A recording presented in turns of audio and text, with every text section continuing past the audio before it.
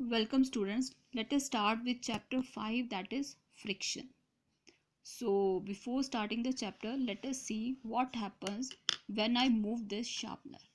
So when I kick this sharpener, it stops after sometimes. So when I kick it, it stops after sometimes. Why it stops after sometimes? The reason is friction. So what is friction? Friction is whenever an object moves or tends to move over the surface of another object, an opposing force comes into play. This opposing force is known as friction or force of friction. Suppose we have an object and the direction of motion of the object is towards right, then the direction of force of friction will be opposite to the direction of motion, that is it will be towards left, and it will be between the two surfaces in contact. So frictional force is always opposite to the direction of motion and it acts between the two surfaces in contact. Now let us see what is the reason behind friction. What is the cause of friction? The basic cause of friction is roughness. Let us see how. We mostly see that the surfaces are smooth, but actually the surfaces are not smooth. If we look at these surfaces under microscope, we find that the surfaces are not smooth, they are rough and they have irregularities like these. When two surfaces with irregularities come in contact with each other, these irregularities somewhat get interlocked like this.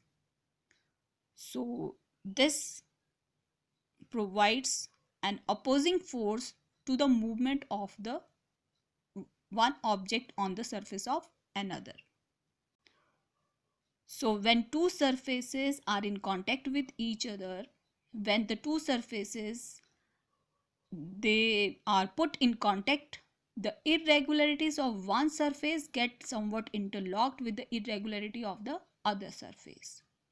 So and when we apply force to unlock this interlocking of the two surfaces, there begin to exist opposing force in opposing force opposite to the direction of motion. If we are trying to move this object in forward direction, these irregularities will begin to apply force in the opposite direction, that is they begin to oppose the motion. This opposing force which comes into play when an object tends to move over another surface is known as force of friction. Now let us see what are the factors of friction.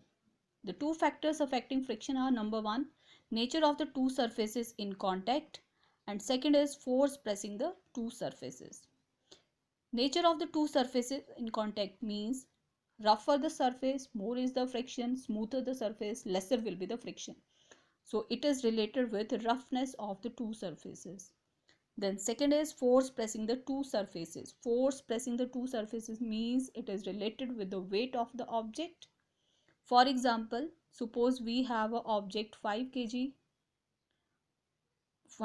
mass, or it has about 5 newtons weight, then it is going to apply some force in downward direction. The force will be less as compared to a 10 kg or 10 newton object. So the force in this case, the force pressing the two surfaces in this case will be more. So the frictional force will be more in second case as compared to the first case. Then we have different types of friction. Static friction. Static friction is a force of friction which exists a, between a stationary objects and the surface in contact. So it exists between a stationary object and the surface in contact. So it means static friction comes into play when the object is at rest. One more term related with static friction is limiting friction. Limiting friction, it is the maximum value of static friction.